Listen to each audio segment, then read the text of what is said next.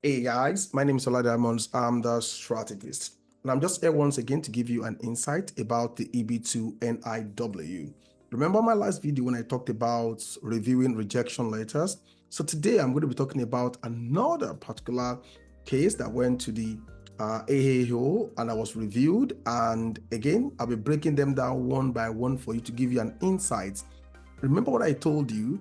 One of the ways in which you know a lot about what USCIS really want is by reviewing rejection cases. So today, if you are an entrepreneur, maybe you're a consultant, or you offer a service and you're applying for EB2-NIW, this particular video is going to give you a lot of insight.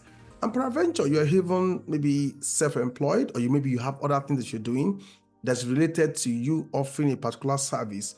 Please pay attention to some details that I'll be explaining to you today, right? And I'm sure that when I'm done, you will be happy. Then at the end, I'm going to give you an information based on the questions I've gotten from some of our viewers. Maybe it's coming from you right today. Okay, I hope that really makes sense. So guys, let's go straight and go for business, right? Okay, so now, let's get down to work. Remember, once again, join our US Green Card community. And this community is an amazing one. Just go online, just type this on your browser, on your phone, just type linktr.ee/peoplearm.io. Definitely takes you to a link, and the link will show you US Green Card community. Join that community. Today we have more than 1,000 amazing people in this community, and you will not regret that you're part of this amazing community. I hope that really helps, right? So then if you want to contact us, you see the email on your screen. It is usgreencard@peoplearm.io. So the case I'll be reviewing, right, the judgment was made on November 30, 2023. You can see it here, right, on my screen. You can see when the judgment actually was made. It was made on November 30, 2023, which means that this is actually one of the most recent cases that judgment was actually passed on. And if you read this case very well, this petitioner is a business consultant. Please pay attention to key thing here. And this person is seeking the employment-based due, which we are reviewing currently, as a member of profession holding an advanced degree. Do you remember, if you have not paid attention to what I've talked about before, I think this is a very good time for you to pay attention to that once again. Remember, I said there are two ways in which you approach the EB2-NIW, either as a member of professions that hold an advanced degree, or you go for the exceptional ability. If you want to watch videos I've done on this one, you can go back to my previous video and also the last two videos on this channel. It will tell you a lot about how I broke down how you can actually put yourself forward as a member of professions holding an advanced degree, right? So this is what the person actually is applying for. Now, the director of Texas Service Center, so this case actually was sent to the Texas Service Center and the case was denied, yeah? So concluding the record did not establish the national importance. Once again, you could see this person's case is coming again from national importance, which means that you need to be able to prove the national importance of your endeavor. For several people who have followed my channel, and if you have not read it, you can just go and listen once again to my last two videos. I think it will be showed on the screen. It tells you a lot about how this becomes important. There are three things you look out for in your prong one: your proposed endeavor, the substantial merit of your endeavor, and the national importance of your endeavor. So in this particular case, this person was being denied because this person could not actually validate the national importance of the proposed endeavor. So let's move further. So finally, this person took USCIS to court, and the judgment was made and they dismissed the appeal. This is very unfortunate. The case was dismissed. So I don't want to go to the part of the law. You can read the law. It just states what is obvious today. Then it talks about the prong, which is the three prong, right? It talks about that today. Remember, once again, subscribe to this channel. I think it will benefit you and to also make other people like you who are looking for valuable content like this to have access, to this type of content. So don't miss out on anything at all. Then hit that bell. So these are the three prong. So now let's go straight into the analysis. This is where the myth of my review today is all about. So let's go to the analysis. And I want you to pay attention because I'll be breaking them down one by one for you. Now, the petitioner's evidence established that he qualifies for the underlying EB2 classification as an advanced degree professional. This means that this business consultant was able to prove that he has an advanced degree. So most likely, this person has a master's degree, or this person has a bachelor degree plus 5 years work experience. That is if you are proven under the category of an advanced degree professional. If you are not clear about that, you can go back to my 2 previous videos. I explained this in details, right? So therefore, the remaining issue is whether, like I told you, right, when your case is being reviewed, it's being reviewed sequentially. Number one is you need to prove your fundamental, which is whether you have an advanced degree or you have exceptional ability. Then the second part is they go to your Prong 1. Then the third part, they go to your Prong 2. Then the fourth part, they go to your Prong 3. Those are the 4 major areas in which you focus on when you are submitting your petition. So while we do not discuss each piece of evidence individually, we have reviewed and considered each one. Now, the petitioner proposes to operate his own business. Number one, remember, this person says that I want to operate my own business. And this business today offers strategy, management, advisory services, including providing advice on acquisition, development of plans to restructure entities. These are the details of the things that this person is doing. And this business focuses on 4 areas: financial area, commercial, marketing, and purchasing consulting. Those are the main goals of this business. And please ensure that you're following this conversation, because the mindset and the approach and the structure of the documentation becomes important. Now, further, the petitioner will provide opinion on the efficiency of complex cross-border business and investment structure. You could see that this person actually have something that is very professional, yeah, to add, right, to present, to USCIS. So perform assessments for each client's financial situation and provide customized strategies for investing in the United States to a predominantly Latin American clientele. Now, this person has a focus on the Latin America clientele. This is one of the beginning of a flag, yeah? So this is actually a flag, yeah? Because it most likely will go against the policy of the USCIS, except for one condition, which I will talk about now. Now, the second part is that in doing so, its services also include procurement and designing plans for international business structures. Now, this person plans to target small and medium-sized businesses in Florida. Again, take note, another red flag is here. Now, this is the beginning of this person's problem. If you are writing your petition, I want you to pay attention. I've talked about this again and again, right?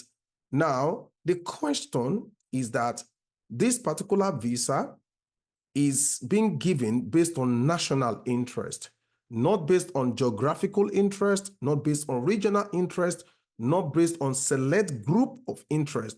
So this Latin American clientele is a red flag for number one, because it makes it geographical, it makes it more ethnical, it makes it more regional kind of a thing.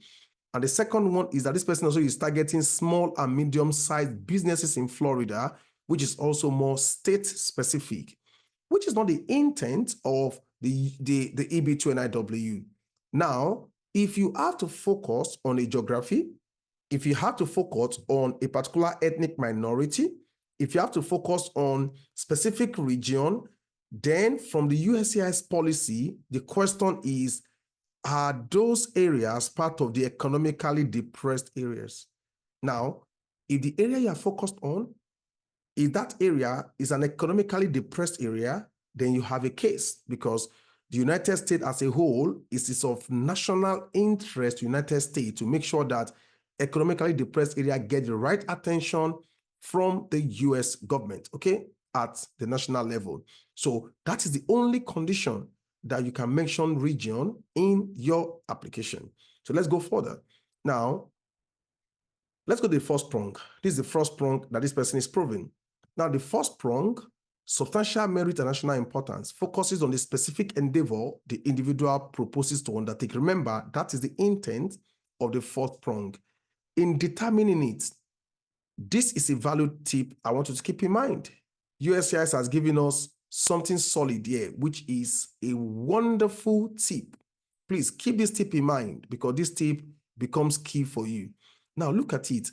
In determining whether the proposed endeavor has national importance, we consider its potential prospective impact, which means before you can say that a proposed endeavor has national importance, now the reviewer want to consider the prospective impact that has on United States as a whole. However, let's look at it. This person submitted this document. These are the documents that this person submitted. So let's look at the document the person submitted. So the person submitted this document. So in support of the national importance of his proposed endeavor, the petitioner provided industry articles. Now, please remember the list of documentation because they try to mention some top ones, though some minor ones they won't really mention. So look at the evidence this person submitted. This person submitted articles. This person submitted reports. The person submitted 3 opinion letters, which we call letter of recommendation. This person got a business plan, maybe a very good business plan. This person got letter of recommendation. This person got other evidences, but the focus were actually on these evidences that they have listed here. Now, he explained that his company will contribute to the nation's economy through job creation and tax revenue. So which means this person listed the benefit of his endeavor to United States, which is the second part of the Prong 1. Remember, the Prong 1 is about your endeavor, the benefit of the endeavor, and the national importance of the endeavor. Those 3 things must stand before you can pass the Prong 1. Now, specifically, his company will increase from 2 employees. This is most likely coming from his business proposal. Then he gave the payroll number. He explained that it will play an indispensable role in the establishment of numerous U.S. companies. So it's going to help many companies to start up in a broad range of industries, including constructions and the likes. The petitioner described the impact of his proposed endeavor, stating that, now, please look at some comments here.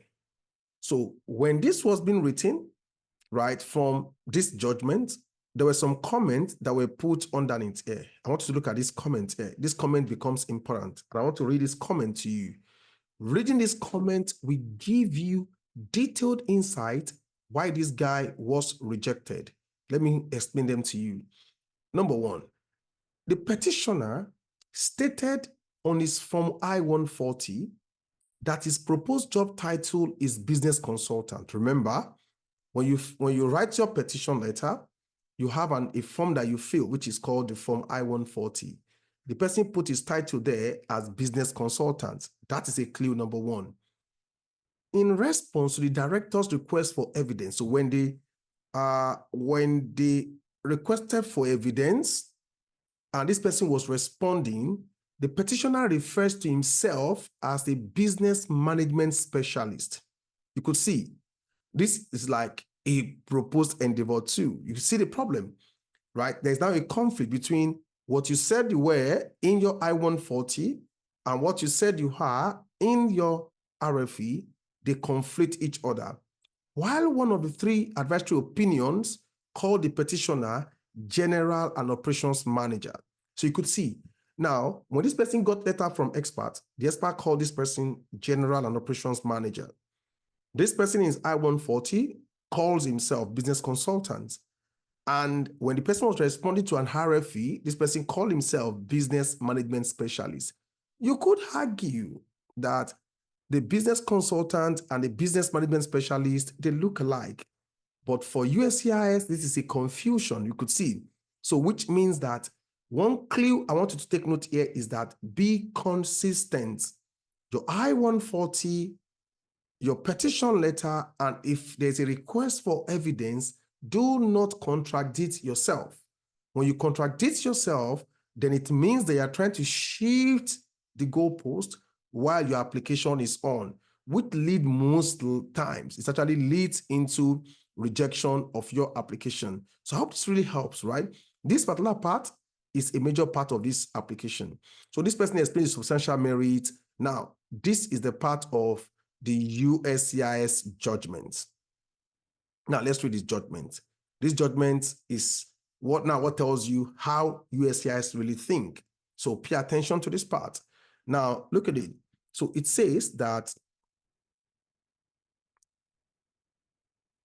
based upon the year 1 to 5 growth projection listed in business plan, now USCIS is going back to the person's business plan.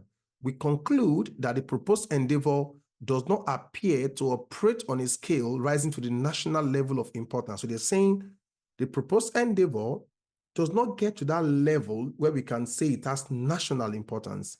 Specifically, we conclude that the evidence provided does not sufficiently establish the petitioner's proposed endeavor services would have a significant potential to employ U.S. workers, generate broad impact outside the individual companies involved.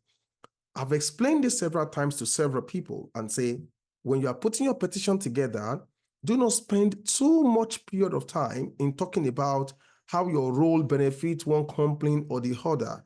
The intent of this particular petition is about how it benefits United States as a whole at the national level. So if whatever you are presenting does not have that substantial national relevance, most likely it will be knocked off. Now, further, the record does not evidence a sufficiently direct connection between the proposed endeavor and job creation, tax revenue, and economic growth. While any basic economic activity has the potential to positively impact the economy, so generally, any economic activity has the potential to impact the economy, we conclude that the record does not show benefit to the U.S. regional or national economy resulting from petitioner's endeavor will reach of substantial positive economic effect. You could see, again, I explained this earlier, this is the key focus of EB2-NIW. Anything you are bringing forward as your proposed endeavor, it must have substantial economic positive effect. It must be substantial, particularly at the national level. Now let's go further. Although the proposed endeavor may benefit the client companies that engage the petitioners for its services, the record does not sufficiently show that so that such benefit will rise to the level of national importance. So they keep on arguing and saying, your endeavor will like it. Your endeavor is nice. It's okay. It will benefit. They never even argue that it will not benefit, but they are saying that it is not sufficient enough to get to the level of national importance. And I put a key point here, which I want you to pay attention to. The reason is that there are other US visa that covers this type of relevance.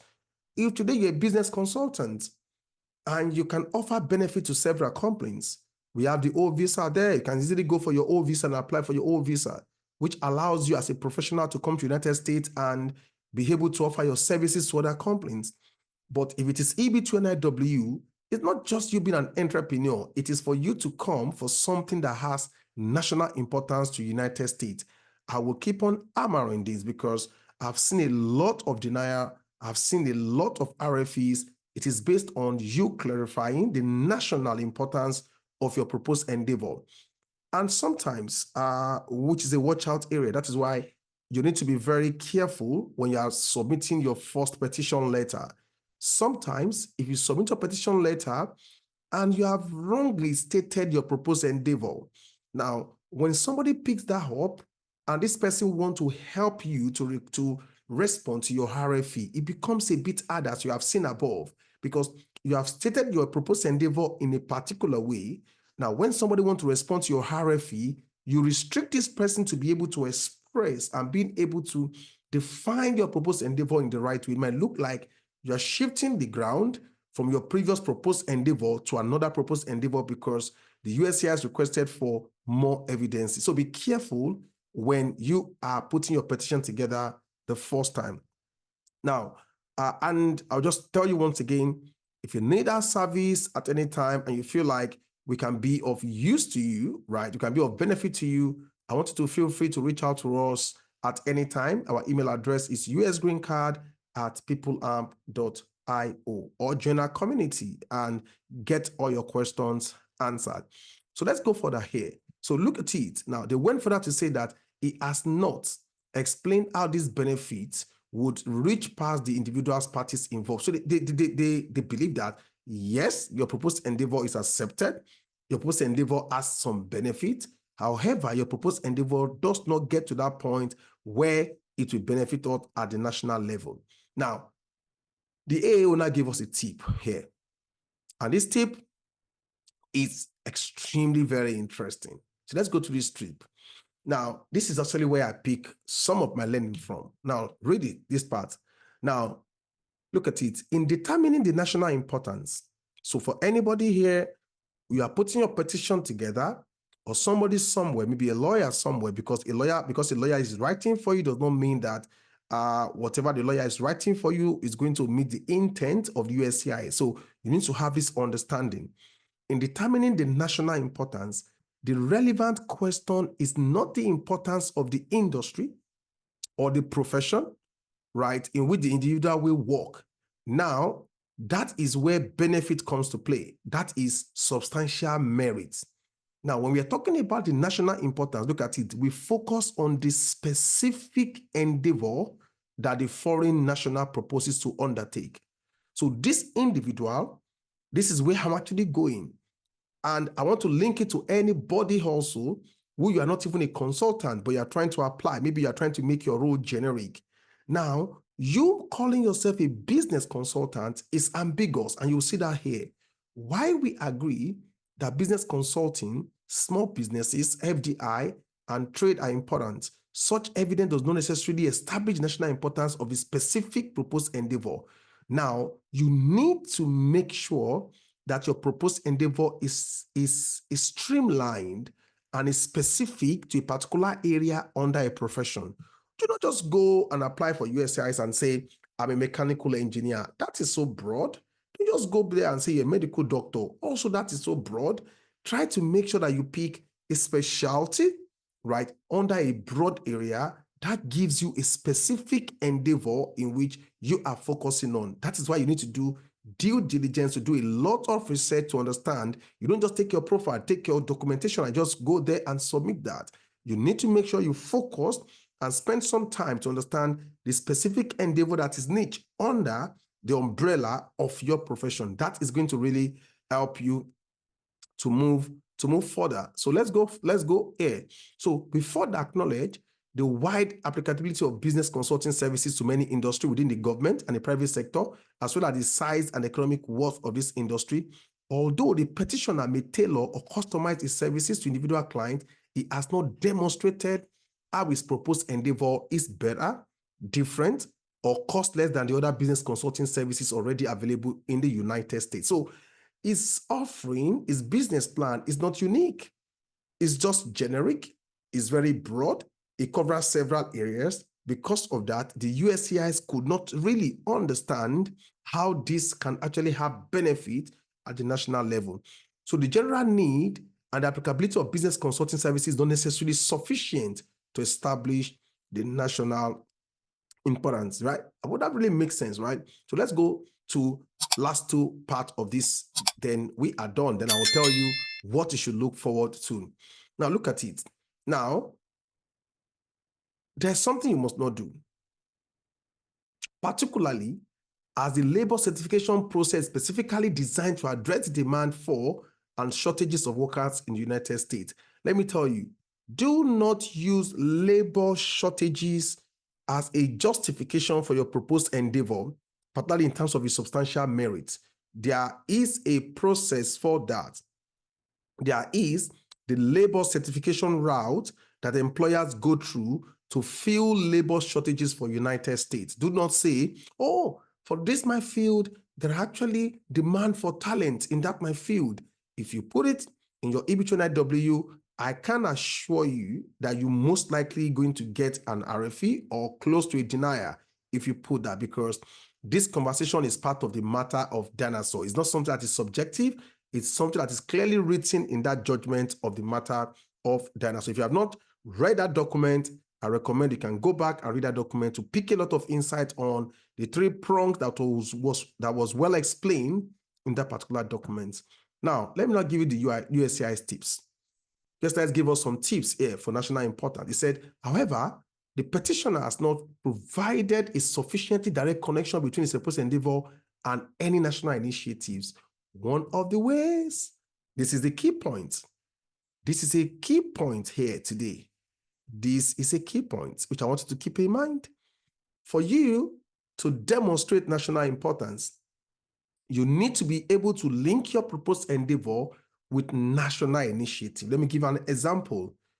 If your endeavor is not being talked about by White House, if your endeavor is not being spoken about by the president or the vice president, if your endeavor is not being spoken about by the agency of government at the federal level, then most likely your endeavor, most likely 95% of the time, is actually not of national interest. If any case is of national interest today, there must be something you will find out, whether in Congress, whether in White House, whether by the presidency, whether by office or cabinet under the presidency, whether there's an agency of government managing that, whether there's a community at the federal level managing that, there must be something. This is when we say something is of national initiative. This is a true litmus test for national importance. If you have an I-140 petition letter and it does not link whatever you have to a national initiative, then you have not proven any national importance. Look at it more. Now you could see here, it should be subject of government initiative. Look at this one here. The petitioner has not explained how a specific endeavor within this industry is subject of national initiative. It came up again. You could see it came up here. It also came up here, which means being a subject of national initiative is a critical point of you claiming national importance of your endeavor. Okay. Now, so you could see everything here. If you can just read that yourself, I'll just hold on for a while. You can pause it and go back and read that. This person got several letters. And you know the funniest thing? All the letters he got, this person got 0, 0, 0. And I will explain that maybe in the subsequent videos about letter of recommendation or expert letters. Your expert letters should not be generic.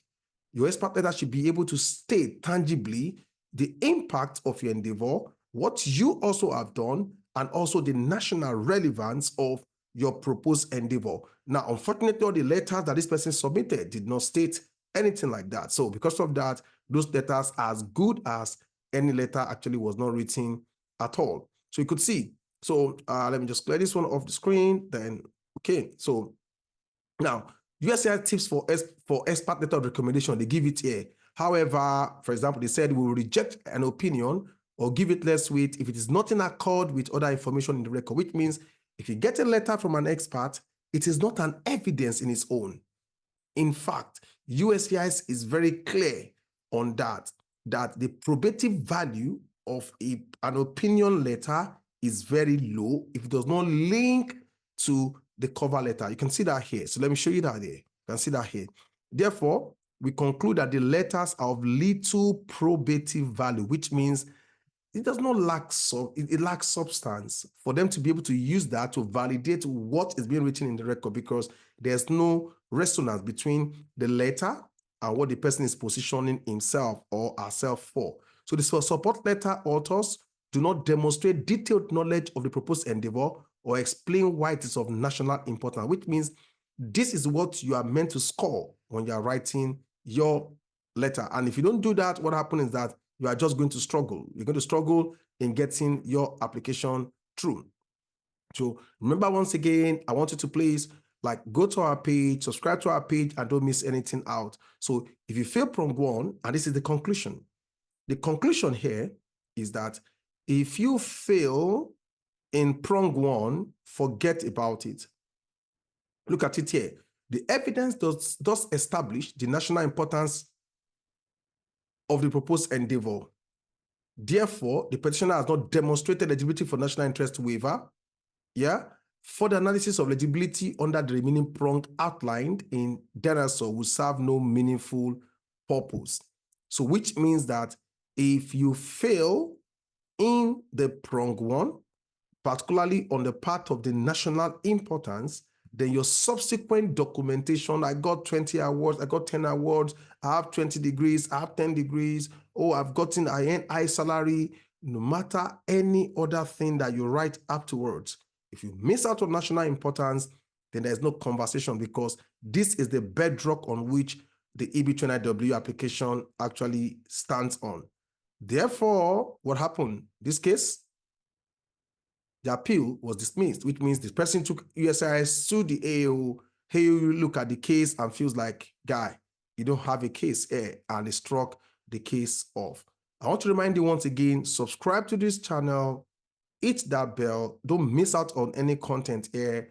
And we have a community today online. It's over 1,000 people in that community, people like you that are coming together to share things among themselves, to ask questions. And any question you ask in that community, you get a response in that community free of charge. Please, if you have questions or you think there's something I should take, drop your feedback on the comment box, and we will be available. We'll be there to make sure that we offer you something insightful, right? Guys, I want to advise you. This is the advice I said I'm going to tell you. The year is going to an end. USCIS year also is ending in a few months. Election is around the corner. I want to remind you once again, election is around the corner, and I will talk about it in a subsequent video. Now, Biden has made some statements about what he would do as regards immigration. The same way also Donald Trump has made a comment about the steps he's going to take on immigration. Now, when they take these steps that they are going to take, what happens is that it will definitely have an impact on the EB2 or EB1. Whether the impact will be positive, whether the impact might be negative, whether to make the process to be stiffer or the process will be more relaxed, we don't know. But it won't remain exactly the same. If you are ready, I want to advise you, go ahead and give this a shot, right? Don't lose it at all. Don't lose your time. Don't waste your time at all. Just go ahead and give this a shot, right? My name is Olade Amos. I'm called a strategist. I'm here for people, and we help people all the time. We have a tech academy. We run coaching services, consulting services, and we help and we build a big community of learners today, career community, immigration community, where we support people and give them awareness like this. We are not lawyers, but we help people, support them with knowledge like this to help them grow their career. We run training. We run a big academy today for BA, for Scrum Master, for Agile coaching, for DevOps engineering, for product designing, like anything you want to be data analysis and the likes. You can reach out to us. We also run one-to-one coaching services. So we just help Black professionals out there to settle down wherever they are in the Western world. That is what we do. That is what we know how to do.